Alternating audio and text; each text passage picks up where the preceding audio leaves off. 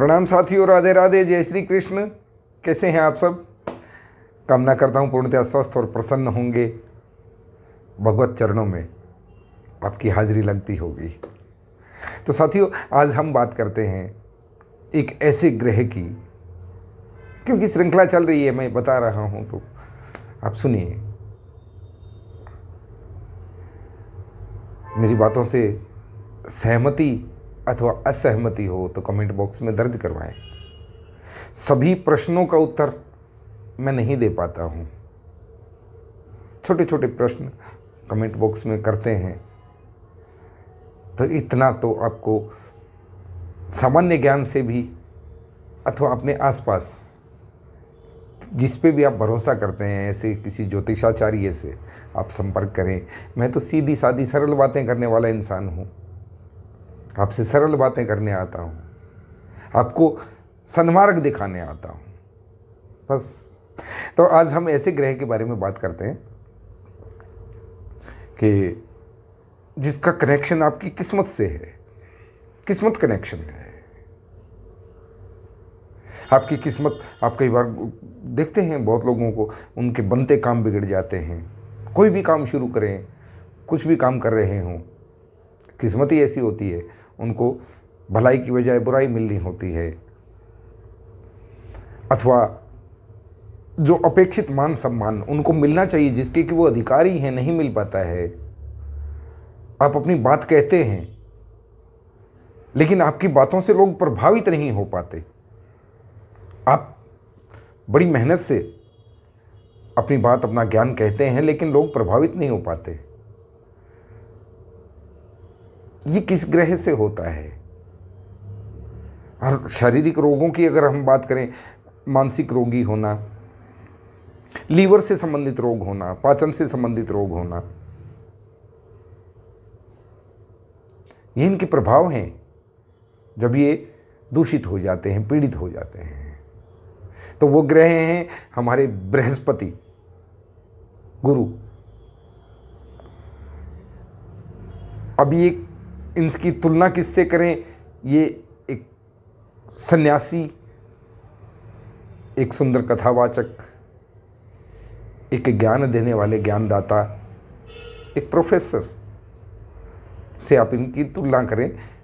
आकार, साइज थोड़ा मोटा है, और मोटे आदमी जब कहीं विश्राम करते हैं, मानो ज़मीन पे, कहीं रेलवे स्टेशन पे अथवा कहीं जगह आराम करने के लिए हो जाता है, तो जो ज़्यादा जगह घेर के सोता है ना, वो ज़्यादा प्रभावित होता है, क्योंकि आने जाने वालों की वहाँ पे पदाघात, लातें ज़्यादा पड़ती हैं। तो ये ऐसे ही हैं, बड़े सौम्य, बड़े ही सुंदर ग्रह। देवताओं ने भी जिन्हें अपना गुरु का दर्जा दिया है, देव गुरु बृहस्पति देव गुरु हैं। तो ये जब पीड़ित होते, अब इनका एरिया बड़ा है, दायरा बड़ा है। दायरा बड़ा है तो ये पीड़ित भी जल्दी हो जाते हैं, है ना। जो दुबला पतला आदमी होगा, एक कोने में सिकुड़ के बैठा रहेगा, तो उसे कौन लात मारेगा? इनका ही एरिया बड़ा है, तो वहाँ किसी का भी हस्तक्षेप हो सकता है। अब इनके आपकी जन्म कुंडली के हिसाब से दूसरा, 5वां, 8वां, 9वां, 11वां, 12वां, इन घरों के ही स्वामी हैं। इनका इलाका इतना बड़ा है, और वहाँ पे यदि कोई इनके अपोजिट ग्रह बैठ जाए, ये पीड़ित हो जाते हैं, ये परेशान हो जाते हैं। उससे आपके जीवन पे अलग अलग भाव के हिसाब से, अलग अलग स्वभाव के हिसाब से प्रभाव पड़ते हैं, नकारात्मक प्रभाव पड़ते हैं। ये जल्दी दूषित हो जाते हैं, जल्दी पीड़ित हो जाते हैं। तो इनको प्रसन्न रखना, इनको मजबूत बना के रखना हर किसी के लिए ज़रूरी है। खासकर आप एजुकेशन से जुड़े हुए हैं, अथवा ज्ञान देने का कोई भी काम करते हैं, ज्योतिषाचार्य हैं, प्रोफेसर हैं, लेक्चरर हैं, टीचर हैं, अध्यापक हैं, आपके लिए तो इनका बहुत महत्व है। इन्हें प्रसन्न रखना जरूरी है। और समाज में मान प्रतिष्ठा, आपकी बात की स्वीकार्यता को ये प्रभावित करते हैं। तो इनके लिए क्या करें और ऐसे उपाय क्या करें कि कोई दुष्परिणाम ना हो। सीधी साची बात, सरल बात कि अब मुझे तो पता नहीं था कि मेरे गुरु उच्च के हैं और वो बड़ी शानदार उसमें है, लेकिन मैंने कुछ ऐसे उपाय कर दिए जिससे कि वो रुष्ट हो गए अथवा दूषित हो गए, कह दें कि उनका नकारात्मक प्रभाव आया। ऐसे अध कचरे पचड़ों में ना पड़े। सीधी सादी सी बातें हैं। गुरु को उच्च रखें, और ये गुरु जब उच्च होते हैं आपके जीवन में सब सकारात्मकता होती है, बुद्धि काम करती है, मान सम्मान मिलता है, किस्मत आपकी काम करती है, आप जो कार्य करते हैं उसमें सफलता सुनिश्चित हो जाती है, क्योंकि नाम ही गुरु है, गुरु नाम दे दिया गया। और गुरु हैं तो वो आपका सन्मार्ग दर्शन ही करेंगे। तो ऐसे क्या उपाय करें? ऐसे उपाय मैं आपको बताता हूं जो कोई भी कर सकता है। गुरु को सबको ऊंचे रखना चाहिए, और यदि वो पीड़ित हो गए तो उनका ये उपाय है ही। एक चीज ध्यान से सुन लें कि गुरु और शनि, चंद्र बड़े गहरे मित्र हैं, और आप एक उपाय गुरु का करते हैं, शनि का नहीं करते हैं, तो भी प्रभाव पड़ता है। ये दोनों एक साथ चलते हैं, एक दूसरे के पूरक हैं। यानी आप गुरु का उपाय करें तो शनि का भी साथ में करें, शनि का करें तो गुरु का भी साथ में करें, तो आपको निश्चित लाभ मिलता है। ये दोनों मिलके ज़्यादा काम करते हैं। तो उसके लिए सबसे सिंपल उपाय जो कोई भी कर सकता है, सबको करना चाहिए, वो क्या है? आपने एक वृक्ष के बारे में सुना होगा, देखा होगा सभी ने, और वो पेड़ है पीपल का पेड़। श्रीमद् भागवत गीता में भगवान श्री कृष्ण योगेश्वर जब अर्जुन को गीता का ज्ञान दे रहे हैं, तब भी वो कहते हैं कि मैं वृक्षों में पीपल हूँ। पीपल को इतना श्रेष्ठ माना गया है, वृक्षों में पीपल हैं। सप्ताह के 6 दिन लगातार वो दिन में भी रात में भी ऑक्सीजन प्रदान करते हैं, कार्बन डाइऑक्साइड उत्सर्जित नहीं करते।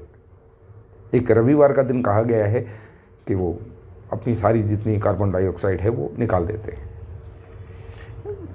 जो वर्णन है।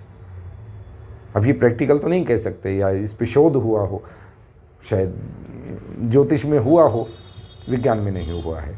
विज्ञान भी पीपल को मेडिसिन प्लांट मानता है, और हमारे ग्रंथों में और हमारे मनीषियों ने जो बताया, तो वो कहते हैं पीपल पे आपके देवताओं का वास है, पीपल पे आपके गुरु का वास है, पीपल पे आपके पितरों का वास है, पीपल ब्राह्मण के समान पूजनीय है,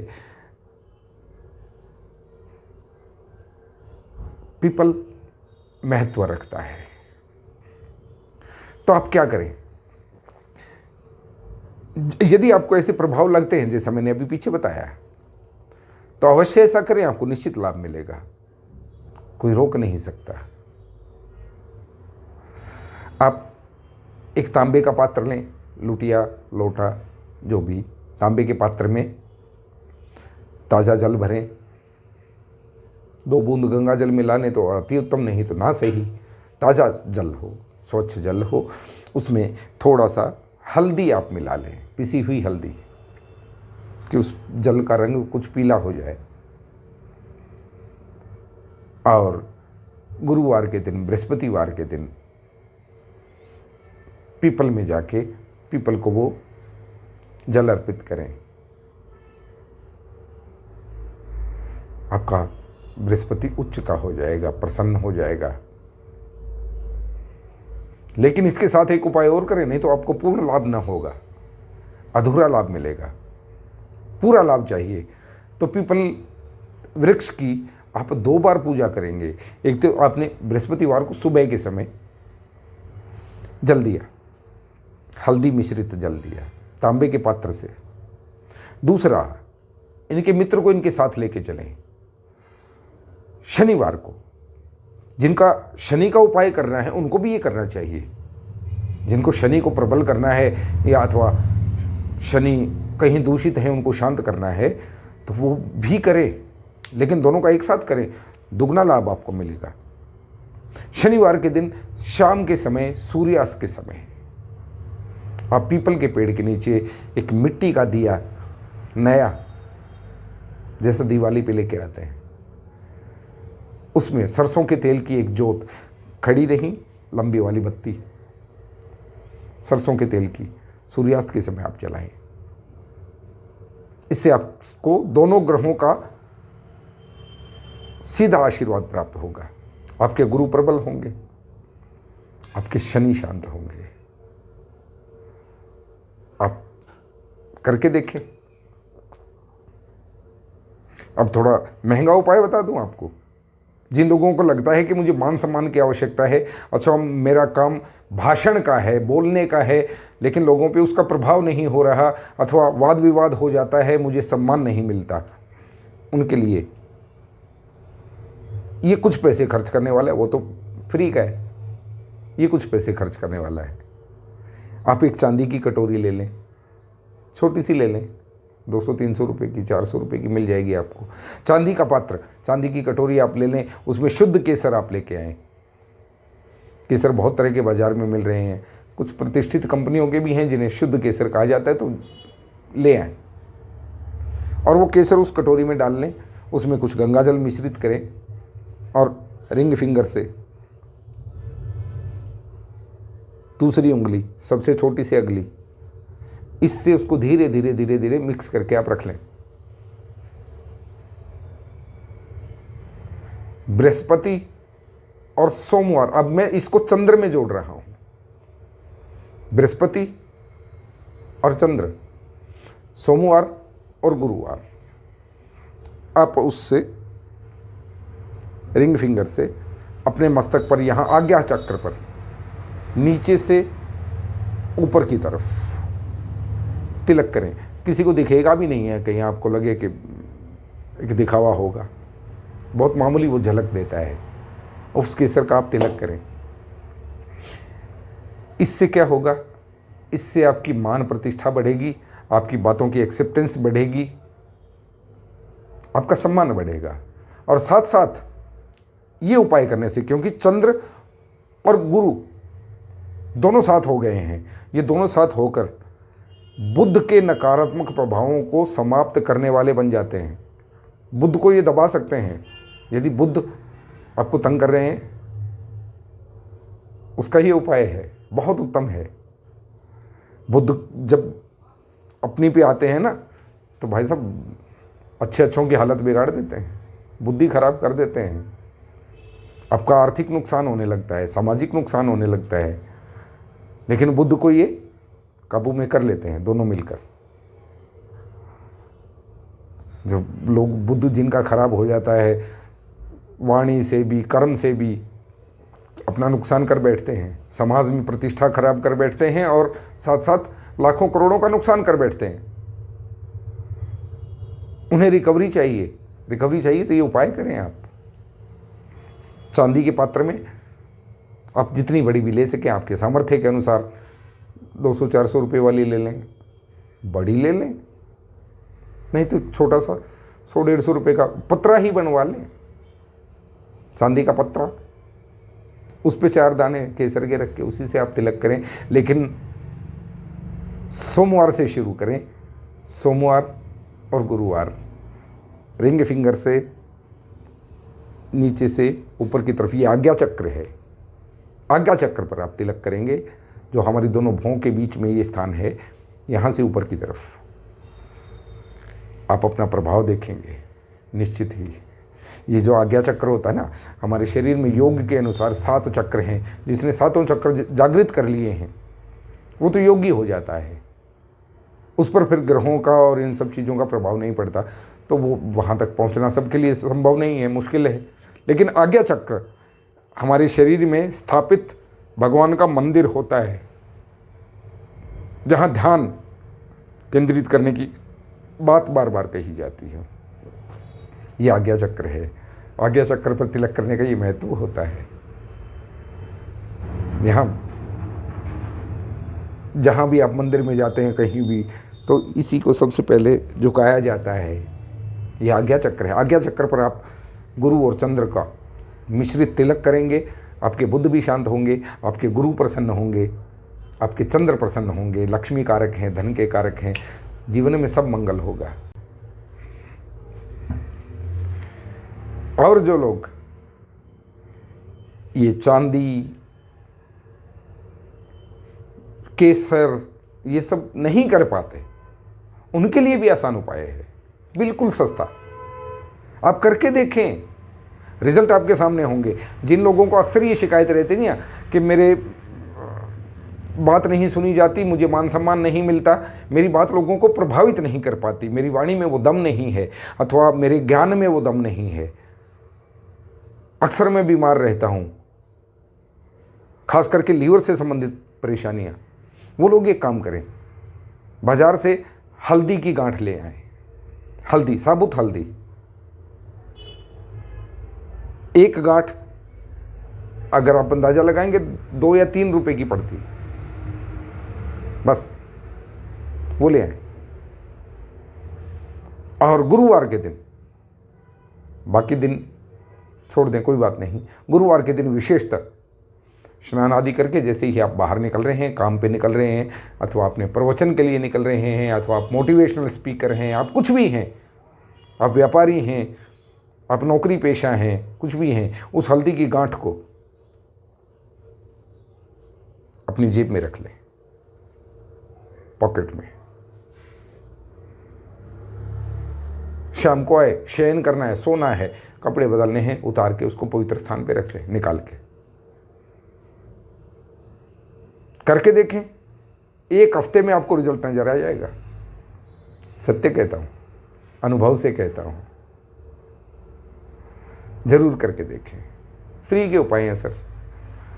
लुटने के लिए आप सोने की चेन पहने, सोने का छल्ला पहने, पुखराज पहने, बड़ा महंगा नाग आता है, फिर उसको पहनने की विधि, उसको बदलने की विधि, बड़े लंबे पचड़े होते हैं, उसकी शक्तियाँ कम भी हो जाती हैं, कभी वो नकारात्मक प्रभाव भी देने लगते हैं, न जाने क्या क्या उपाय हैं। लेकिन ये सरल सा उपाय आप करके देखें। हल्दी की गांठ, चांदी के पात्र से केसर का तिलक, सोमवार से शुरू करें, फिर चाहे नित्य लगाएं।